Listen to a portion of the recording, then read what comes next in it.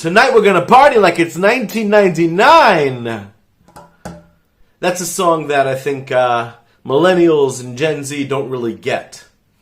What's special about 1999? Well, there was about 1,000 years worth of history during which the majority of the civilized world believed that at the end of 1999 comes the end of the world. It's the end of the world as we know it. 1999. It's completely forgotten from history now, which is pretty wild.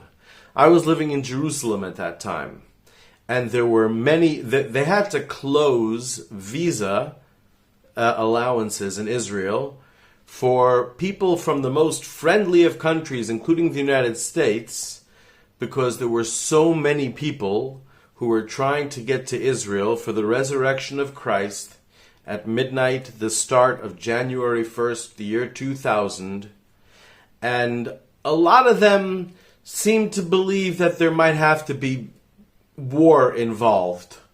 Seemed to be pretty sold on the idea. There were people caught bringing in guns, etc.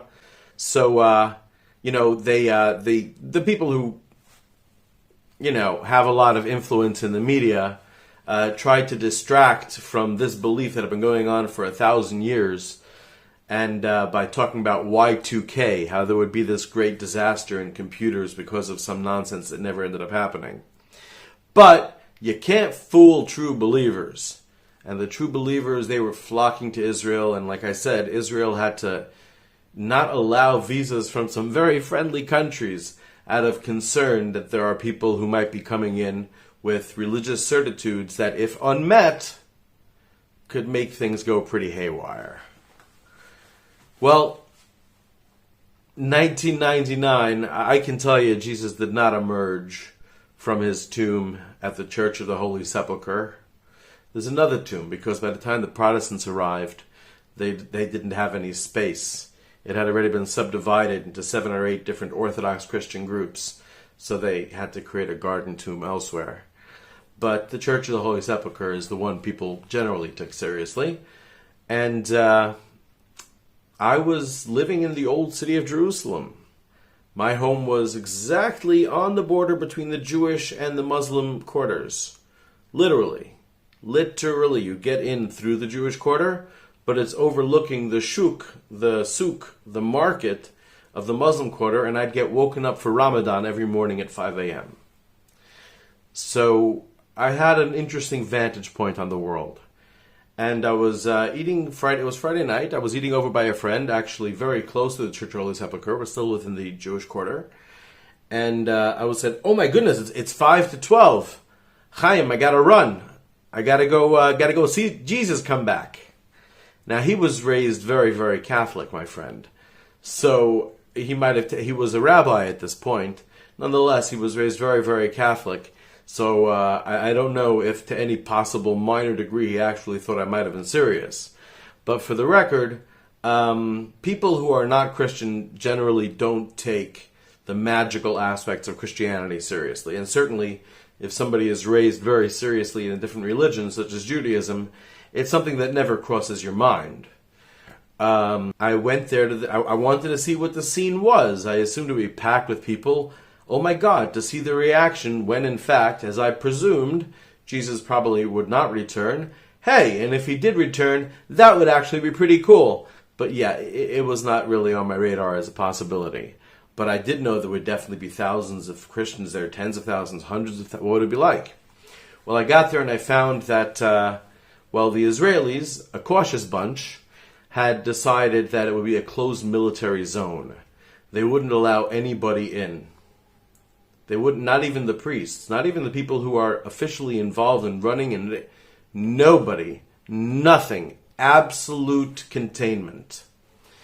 The whole area of the courtyard of the Church of the Holy Sepulchre was filled with hundreds of soldiers. I guess, there's a friend of mine, his name is Baruch. A friend of mine, he came from a rough part of the country, one of the only Jews in a rough part of the country. And God gifted him with 10 times the amount of testosterone that he gifted everyone else. So he's a little bit prone to fighting it, perhaps, at least at one point in his life. And he had a line that he told me, which was, when Christians would ask him, do you think Jesus is coming back? He would say, I hope so we can kill him again. But at the Church of the Holy Sepulchre itself, it kind of looked like that. It kind of looked like, it would make a humorous scene. If you saw it, you would find it really, really, really, really interesting. That around a tomb, supposedly nobody's there, or even if he's coming back from the tomb, goes through heaven or whatever the heck, it's empty, all right? According to all the laws of humanity, it's empty. And you have hundreds of soldiers, and only soldiers, at the ready. Ready to take down Jesus if he does return. Obviously, they weren't doing that because, like I said, even if you're totally, totally secular, if you're not raised with any wild-sounding belief, right? Any extraordinary belief, like someone's going to come back alive after 2,000 years or reemerge or whatever, anything. It doesn't depend on your culture. If you're not raised with it, you don't believe it. Even the secular Israeli soldiers were definitely not there to shoot down the risen Messiah. But in any case, I felt like once I'm there, I ought to be a witness to the moment. Someone ought to be able to say, did he or did he not emerge? Right? So the soldiers, of course, wouldn't let me in, but I feigned importance. I had been a tour guide already for a few years. I was young, but nonetheless, I had been a tour guide for a few years in the old city. So I had no discomfort speaking with authority to people in the regardless of their status or whatever. So I told the soldiers, no, it's important that I be here. Trust me, it's allowed. It's and they said no, higher up the ranks, trying to physically remove me. And I said, listen, is there a general? So I said, trust me, I'm supposed to be here, right? I was really just playing for time. I wanted to make sure I got to 12:05, just in case Jesus' atomic clock is off or something. So, eventually they found, he came running. He was not in the area. He was, I guess, on some kind of whatever. And he came running. It was very clear that I was on the cusp of getting arrested. But I didn't want to get arrested. So, I said, no, mistake, whatever, cool. Went back to eat the rest of my meal at my friend Chaim's house. I recently realized that I was actually the first person to emerge from Jesus' tomb after the year 2000. Magnificent. Which brings us to the matter of eschatology. Eschatology is the study of Messiah-related stuff. Like, when's he going to come? What's he going to smell like? Is he going to fly? I'm kidding. It's pretty much just focused on when he's going to come. I was in Barcelona, Spain. I lived in Spain for a few years. And in Barcelona, Spain is a small little Jewish museum. And on the exhibit over there, they had it in Spanish and in English. Someone had written about a particular rabbi who spent his entire life writing eschatological books. I realized they meant eschatological books. But nonetheless, I wish I could find the photograph for you. There are so many governments and big organizations, and this is not like claiming something paranoid. This is an absolute fact. That have all my shit, that find it for me, the picture. In the future, when I say something in a video, you watch it, find what I'm looking for. It's a picture from that museum with the scatological mistake. In any case, so the scatological thing, that's kind of how I view eschatology. I think it's really bad and really dangerous overall. There are some pretty essential, necessary things there, even if you're an atheist. And if you're not an atheist and you take the Bible seriously, then there are definitely some important things there. But 99.9% of it is not just bad, but misleading, and therefore even the little bit that could be important or true is really best not dealt with that much in public, because people don't even have a context with which to understand it. Their whole context is magical. Their whole context is that God is going to do a miracle and make poof happen, and we have no free will in the matter. And the Messiah is going to come on a certain date, and I don't know why people feel the need to figure it out if there's nothing they can do about it anyway. Maybe just to feel special. Who knows? But it is today. Well, this is the only eschatological thing that I've spoken about. I've done a lot to mock eschatology. There's videos on this channel of that I took accidentally, in more or less accidentally. In other words, whatever. But in not surreptitiously, of course. But in screw that. Who cares? You don't care, right? I'm just telling you. I'm pretty careful with my what I think is right thing. I know I overdo it, but this was at the Washington Monument in Washington D.C.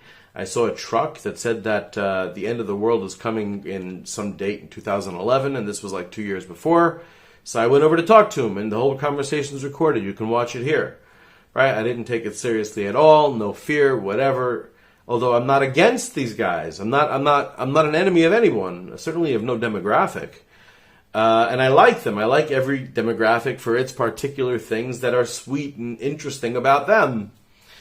So as you can see, we got along really just fine. But no matter their attempts to scare me, it didn't do anything for me. Nonetheless, there is eschatology on this channel, and that is the only eschatology I've ever talked about. And I'd rather not talk about it so much, except that it's relevant to today. Well, it's like this. The Torah's perspective is that an olam, that means that which can be not hidden. An olam means that which is not necessarily hidden from you. People translate it sometimes as infinity or as world or as forever. What it really means is anything behind the olam, anything beside the olam is ne'elam. It is hidden. An olam is that which is not hidden. So, for your life, your olam is from birth to death. That's your olam. But, because we have societies, and the Torah, almost all the rules in the Torah, well, not necessarily almost all. Yeah, I think we could say almost all the rules in the Torah, relate to dealing with the difficulties of society. There are a few rules that try to get us all the way back to Eden, metaphorical Eden to a degree, but that try to get us to complete transparency, nakedness, nothing to fear, nothing to hide, pure happiness, pure love, everything good, no desires you can't fulfill, just perfection.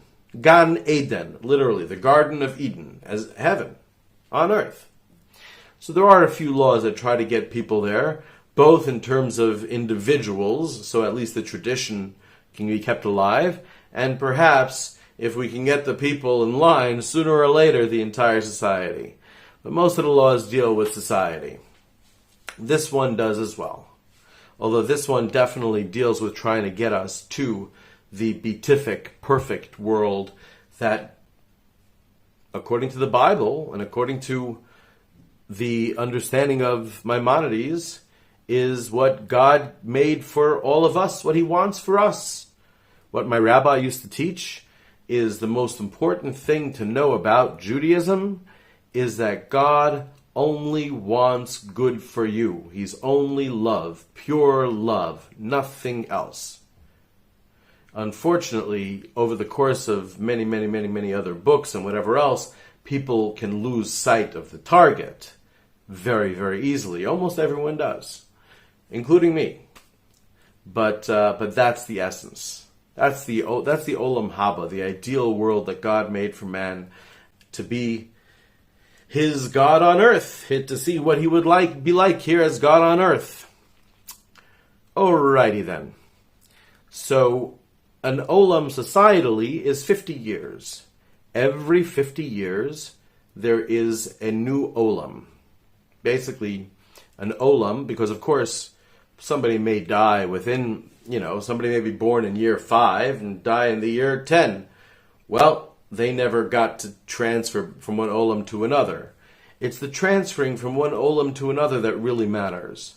It's a point in time where you have people from society of all ages, and then for a complete year or two, they don't work at all. They are not allowed to try to get anything new. They must enjoy only what they have. And of course, food is supplied and housing is supplied. And they had not had these devices around in those days. So they didn't have to say, but now I think we do. After COVID showed us it's necessary. I mean, the COVID closed down thing. The whole point of it was gathering. The point of the reset was multiple, including equalizing all of society, but also people gathering and talking all the time. And these devices make every bit of communication just that much worse. Of course, thank God they help us reach farther and wide. But the vast, vast majority of people who use these devices, for the most part, what they contribute makes things less understood rather than more understood. And it hurts people, and it creates loneliness, and it creates shut-ins. Very, very bad stuff. Oh, for the record, I am not a shut-in. If you want to know why so rarely I'm actually having videos with Egyptians, it's because, well, as I mentioned in my most recent video addressed to the Arab world, people have rational concerns. The fact that I am, I guess, taking some sort of risk or whatever, I'm outside the whole structure of how the world thinks, so it's not really that much of a risk to me because I really don't have... anyways, people are very afraid. People are very afraid. That's why you're not really seeing many Egyptians. But thank God, I'm not a shut-in. But many people are, and they ought to be a top priority for us. And Yovel is supposed to make all of us the exact opposite of shut-ins. What does that mean vis-a-vis the smartphone? One possibility is returning to a dumb phone, and having internet whenever you need it, but not actually at your beck and call at all times. Probably not messaging at all times, too. Messaging is a very, very poor means of communication. In any case, so the Olam, after 49 years, you have that 1 year where everything is equalized, all contracts are canceled, etc., and everyone is free, no one's allowed to gain anything, it doesn't matter. Well, there is no poor or rich people anymore if everything is equalized. Don't worry, in the modern world, obviously, we're not going to communism. Besides, even in the Bible, it doesn't work that way. Even in the Bible, a house in a walled city is stationary. It doesn't, so don't worry about it. This isn't a grand cutting of everyone. Things will be fine, but everybody's basic needs will be taken care of for the full year. That's an absolute necessity. And we saw it during COVID, which was mostly nonsensical, the things they told us to do and the staying in and whatever else. It didn't change much at the end of the day, but whatever. We saw what kind of world it led to, what kind of communication system it led to, how distant it made people from each other. So definitely that's not what the Yovel ought to be. So, the Yovel. Well, it's indicated in the Bible, going to be 120 worlds. That's it. Mankind gets 120 worlds, 120 times. 50 is 6,000. Then, at some early point, this actually was put into clearer writing from Tana de Eliyahu, of all places, supposedly said by Elijah, but not recorded in the Bible, but said by Elijah, or by his students, that there's a 6,000 years to sapient Homo sapiens. Homo sapiens who can write. Homo sapiens who have an hierarchical society. Homo sapiens who get past the 150 number, which is the number they say, which is pre-civilization, whatever. Truthfully, the number pre-civilization is lower than 150, but that's a scientific, not necessary error. But beyond that, you need hierarchies and all kinds of complicated stuff. So, Tana de Eliyahu came from the house of Elijah, that there would be 2,000 years of tohu. That means 2,000 years of chaos. as mankind tried to figure out what the hell is this. Do we want something like a Nimrod's tower, like a Pharaoh's pyramid? These are metaphorical, but how do you structure societies? What kind of laws? We have copies of some of the old laws, right? Of course, we have copies from Hammurabi, but from a lot, we have many Hittite laws. And there are things like, if literally, in one of the Hittite laws, if one man builds another man's house, and the roof collapses and kills the guy's daughter, then you kill the builder's daughter. Right? Today it's obvious that we can improve on that slightly, but in any case, they were trying to figure it out, and it was really quite messy. So so the Tanna Devei says 2,000 years of Tohu, followed by 2,000 years of Torah. Torah literally means instruction. And this instruction was originally through Abraham. It was eventually, we have the entire Bible from later on, but originally from when Abraham was told, get up and leave Sumeria. He was living in Haran, which was, I've lived in Haran. There's a teeny video here on it. I don't try to impress people. So if anything I say sounds like wild, you should know it's totally true. If I was interested in impressing with wild stuff, I got wild stuff. And I could say them in a much more interesting fashion, and I can show you pictures and videos. I'm not trying to do that. I'm trying to do what I want to do. In any case, so Haran was a very, very busy place. It was kind of like a central location for Sumeria, for the civilization they had there. And Abraham felt, no, he's got to leave it all and start over. And he went to Canaan at the, okay, you know what? I've got to put a limit on it, because otherwise I'm going to start talking like with the different names of the land, of the Holy Land and all that, because after all, I am a rabbi in Egypt, and my most recent video is about this, and this is a very serious subject, and it's a subject I can actually do important stuff on, but this academic stuff that I would do here, and also apologetics, don't think I mean this, don't think I mean that, that's just a waste of time. So, yeah. This is the last day of the 119th world. This is not a secret, you don't need to do any decoding. Every scholar knows this. If you use the biblical's account, as it's written, in other words, the Bible didn't necessarily mean that Adam lived 930 years. The Bible didn't necessarily mean that he had 3 children. But without getting it right, but nonetheless, taking it at face value, which it appears is how this Tanna Devei, this teaching of 2,000 years of Tohu, 2,000 years of Torah, and then 2,000 years of Messiah, that they were taking it from Adam. Well, from Adam's day until Abraham was Tohu, from Abraham's day until Jesus Christ? Don't worry, not exactly. It's a little bit mixing up the egg with the chicken. Don't get me wrong, if you don't know me, I'm a fan of Jesus. I am a genuine, true fan of Jesus. I just think it's very unfortunate that people misunderstand him today as a God, but at the end of the day, maybe if they didn't mistakenly view him as a God or think that he said he was God, then maybe the religion would have no power at all. Maybe it's really only superstition that makes people keep it. In any case, he didn't do it, but I'm a big fan of his.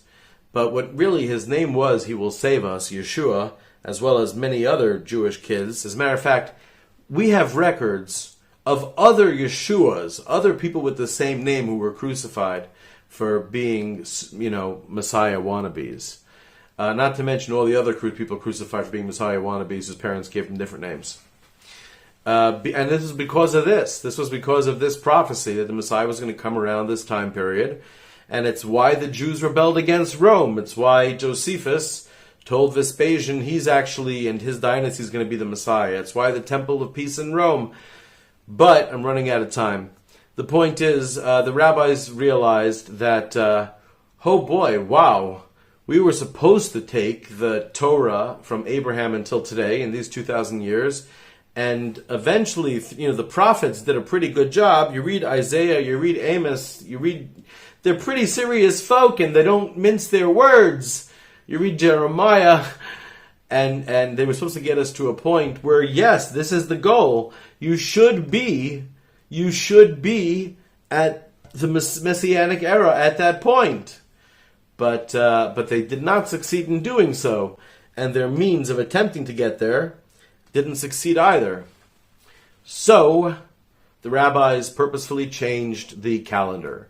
They talk about it in a couple of places obliquely, and oftentimes things like that are necessary, even in our world today. Politically, they like to talk about it like a dog whistle. It's so stupid. Every conversation that's made for the masses in America is just so stupid. Stupider than in other countries, for the record. I don't know why that is, but just so stupid. Dog whistling, racism, whatever. No, but there are very intelligent people who hint at things for those people who can understand them. That still exists. In any case, so the rabbis did some of that in explaining to us about why they took out these years and when they took out these years and stuff like that, because they did want us to be able to reconstruct it in any case. But they didn't give us a promise for when the Messiah would come. They just pushed it off 165 years, hoping that maybe the Jews will get there by then. Obviously, from the Jewish perspective, we have not gotten there, because there is no Messianic world. The Messianic character is just a necessary character. According to the Jewish understanding, he's no kind of God. There's no reason to think he can fly or has a magic wand. Maybe he will, but we have no reason to think any of that. He's just the rallying figure that can get people hear him and rally around him to bring about the Messianic world. But it's the people who must bring about the Messianic world, not some magical figure who does it in some magical way.